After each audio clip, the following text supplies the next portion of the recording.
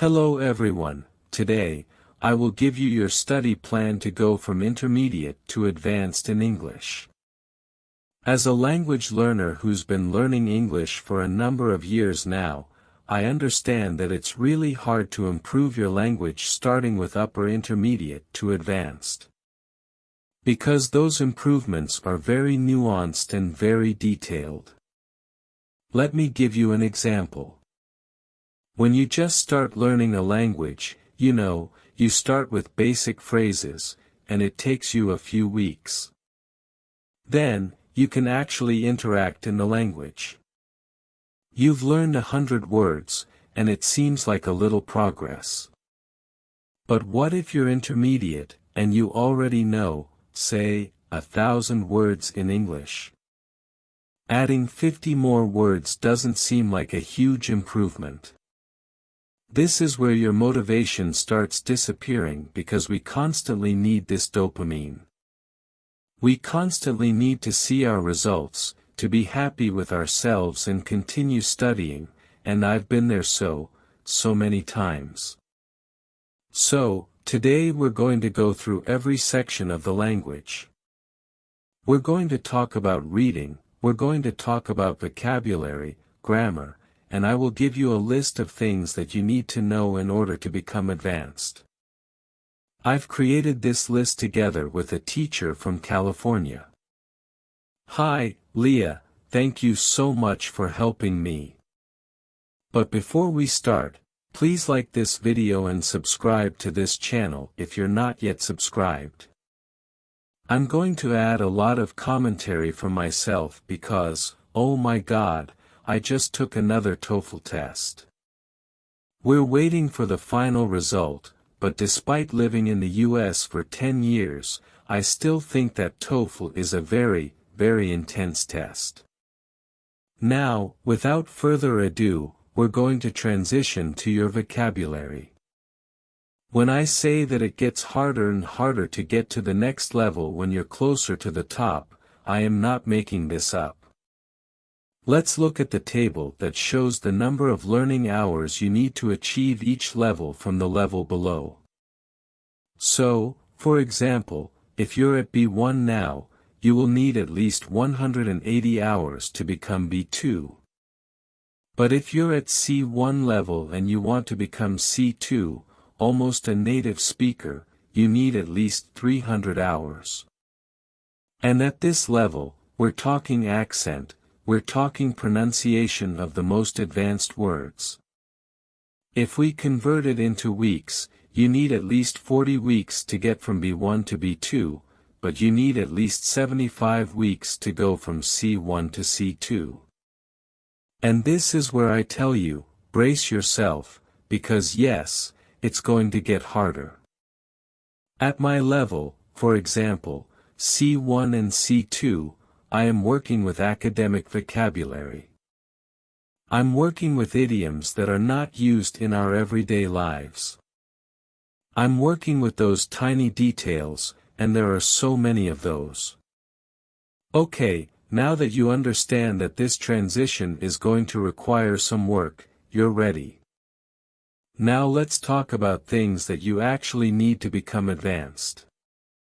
The first aspect that we're going to talk about is reading. When it comes to reading, there are several aspects that you need to be able to understand. Text from many genres, dealing with a wide range of subjects. It doesn't matter if you understand the subjects or not.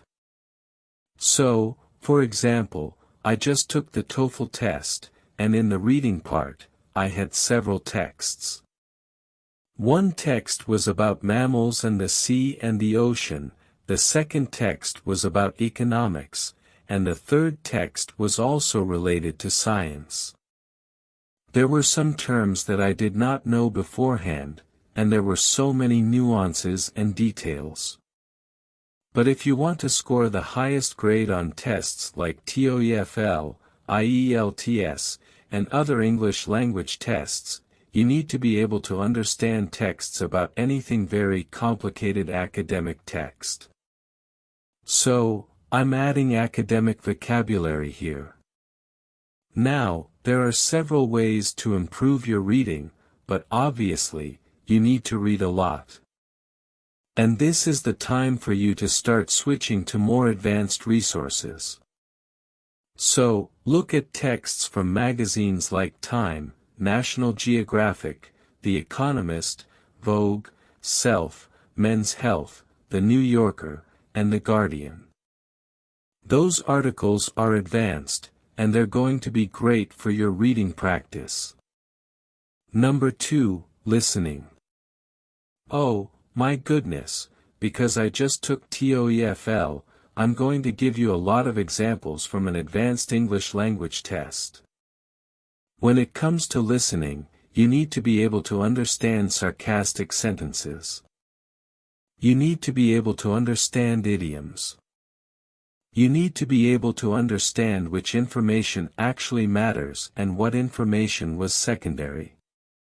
You need to learn how to pay attention to the right things and also be able to understand accents, idioms, and dialects. That is all part of advanced listening. So, there we go, accents again. Advanced vocabulary. I would write priorities, but basically, understand what's important, what's not. And we're going to talk about grammar later in this video, but people love to use conditionals, and you need to understand what they actually mean. So, how do you practice listening? Through podcasts.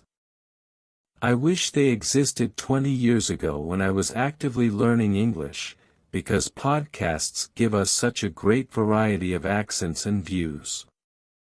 I like Lex Friedman's podcast, I like Andrew Huberman's podcast, and of course, movies and TV shows would definitely help you with listening. Emily in Paris, this TV show is kind of easier to understand, but I would highly recommend it anyways. They have such beautiful vocabulary there. They use a lot of idioms, they use a lot of comparisons. And their speech is strikingly beautiful in that TV show, at least for me. The Hunger Games, The Little Things, Big Little Lies. If you're interested in a place where I live, Big Little Lies was filmed very close to the Bay Area. The Social Network, Ballers, and some of the other shows. Now, the third aspect that you need to be working on is, of course, writing. Now here, let's look at what TOEFL test makers actually want you to be able to do. If you want to qualify for the C1 level, produce clear, well-developed, and well-organized text. That means that every thought has its own paragraph. That means you have an introduction, that means you have a conclusion. And that means you use a lot of linking words like, in my opinion, however, furthermore, the speaker stated that, the speaker mentioned that. So, I am writing here well-structured texts that include paragraphs, linking words, and of course, the use of advanced vocabulary, meaning idioms, C1 level words, and phrases. Also, when you're writing a text, and you want to qualify for C1, you need to select important information from multiple sources, integrated and presented coherently and clearly in writing. With only occasional minor imprecision in the summary of the source information. What they basically mean is that, yes, you can summarize with your own words, but you have to be attentive to detail. You have to be very clear with what you're writing. By the way, when it comes to tests, they actually allow you to make minor mistakes. So, if you're typing, if it's a typo, or maybe you didn't know how to spell the word correctly, that's fine. But of course, don't make too many mistakes. I'm just saying that because I want you to relax and stop trying to be perfect. Now, how can you challenge yourself with advanced writing? Something I can recommend is writing a review. As a creator, sometimes I go to places like hotels, and they ask me, as part of our collaboration, to leave a review. And this is where I have to start with my general thoughts. Overall, this experience has been one of the best so far, and there are several reasons. And then different paragraphs. Number 1, I really enjoyed the view from my room. Number 2, the service was amazing. Number 3, I'm simplifying this for you, but this basically shows the structure. So, try writing a review on a platform like Yelp or Google Reviews. That's going to help you. That's going to help you practice that advanced writing. And of course, if you have any tests coming up, the best way to practice, the best way to get ready for the test, is to go and take the mock test and see what's going on. Another way to practice all of your skills, especially listening, is to take an English language course. The course that we've developed at Lingua Trip is called From Intermediate to Advanced, and when our teachers were working on it, they were paying extra attention to this plateau effect when you're already intermediate, but you can't see any growth. Because the teachers in that course are native speakers or non-native speakers whose accents are almost perfect, you will get exposure to a variety of teachers, thus practicing your listening. That course includes 40 lessons on the most important English topics. There are some of my classes, mostly motivating and talking about my own experience and life hacks, that can help you improve your language learning journey. There is, of course, Vinia, our accredited teacher from Los Angeles, and there is Angela, who's a native speaker who's been teaching English for a while now. She's also an expert in methodology and creates programs for English language programs worldwide. We have leveled tests before and after the course, so you can see your progress. And of course, we try to make your learning process as interesting and as entertaining as possible. Over 10,000 students have already taken courses with Lingua Trip, and I hope you join them as well. Also, if you decide to take this course with a group, the next group starts on April 12th. If you're watching this video after April 12th, check the link down below for the next start date. So basically, if you're taking it together with a group, we're going to match you with people from all over the world so you can practice together. The link will be down below. I will be very excited if you take that course to speed up your way to the advanced level in English. Now, let's move on and talk about speaking. Oh, this one is the most challenging, honestly, for me because, especially when you take a test or when you interact with a native speaker for the first time. I remember I was shaking when I was talking to a native speaker just because I thought they were judging me. They think I'm dumb all the time. It kind of never goes away. It stays with you, this feeling that you're not a native speaker. Yesterday, I was at a dinner. Almost everyone there was either a native speaker or moved to the US when they were kids and graduated from American schools. And you know, sometimes there are things that they discuss that I don't understand just because I'm not part of that culture. I only immigrated when I was 25.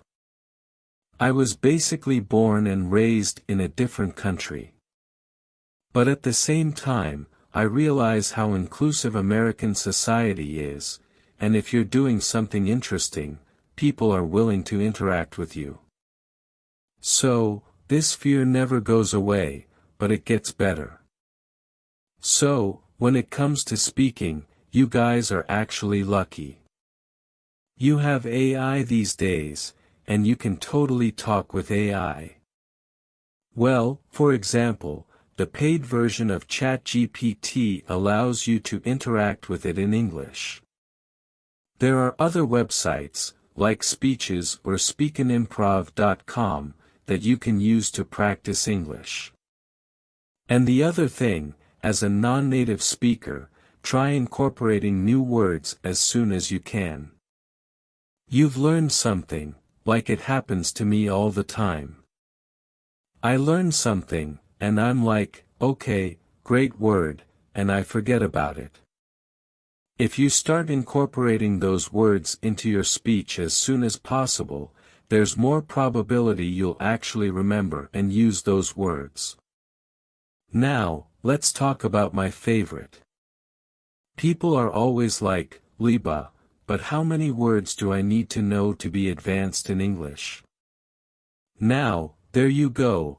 The Common European Framework of Reference states that B1 requires 2,000 to 3,000 words. At the advanced level, you need 5,000 to 6,000 words. How does that sound? Sounds overwhelming, right? I agree. There is nothing you can really do except just learn those words. So, there is actually a test that you can take. If you go to lexer.com, they have a test for 2,000, 3,000, and 5,000 levels. Of course, they're not going to ask you all of those words. But they took some of the brightest examples from the category, and you're going to be able to test yourself. They also have a university word list, and they have a 10,000 word level list. Just go ahead, take that test, and see how you feel. Of course, it's an estimate. Of course, it's not 100% accurate, but I feel like it's a cool place to start. They have all kinds of different tests on their website. I like it a lot. Go to lexer.com and check them out. Now, what are the other traits of advanced English language students? Vocabulary. Advanced word combinations, like a surge of anger, heavy rain, volcanic eruption. Advanced synonyms. Let's look at the example. I think it was my second year in uni when I finally learned how to be a good student. I think it was in my second year in uni when I finally got the hang of being a student. Oh, that's a nice expression. Cambridge Dictionary. British, by the way, says that that's a C1 phrase. Or instead of saying, do you still want to play tennis tonight? You can say, are we still on for tonight? Now, those words and phrases are the advanced level. In our intermediate to advanced course, we pay a lot of attention to such words and phrases. Okay, now let's talk about grammar. I know, some people are like, but Liba, can I just learn 3 tenses? That's it. When you come to the US, people use all kinds of tenses, all kinds of structures, and if you don't understand their meaning, sometimes you can get confused. And I'm sorry, the lighting is kind of weird today. It is really windy, so clouds come and go, and sometimes the sun is shining brightly in my studio, but then the next second, it's gone. It's all great, but yeah, the reality of living in California. Of course, when you are an advanced English language learner, you know all the 12 tenses. We're not going to talk about that, but we're going to talk about those nuanced details like inversion. You need to understand how to use it and what it means. Here comes the trouble. Inversion in word order is used to highlight our emotions.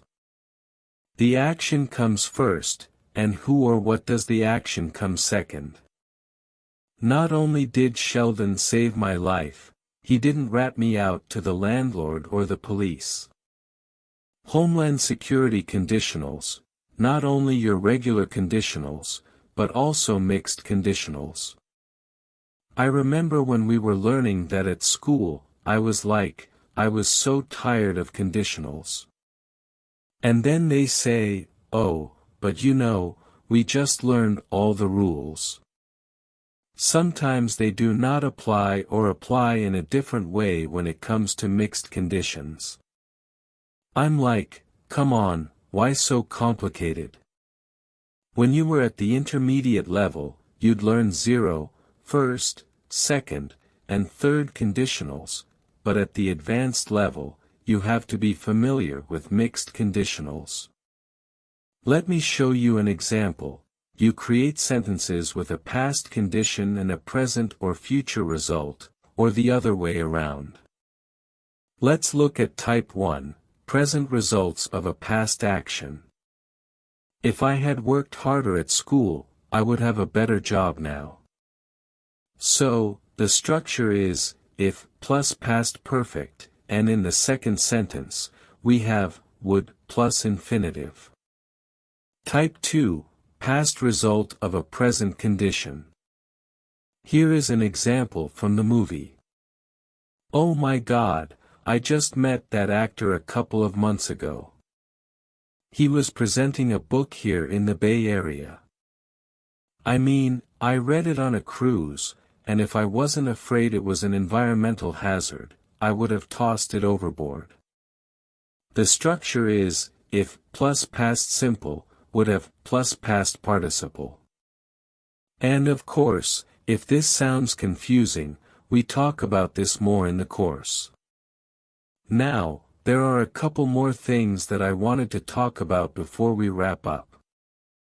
I know your head might be exploding, but it's important, so I would add them as bonuses.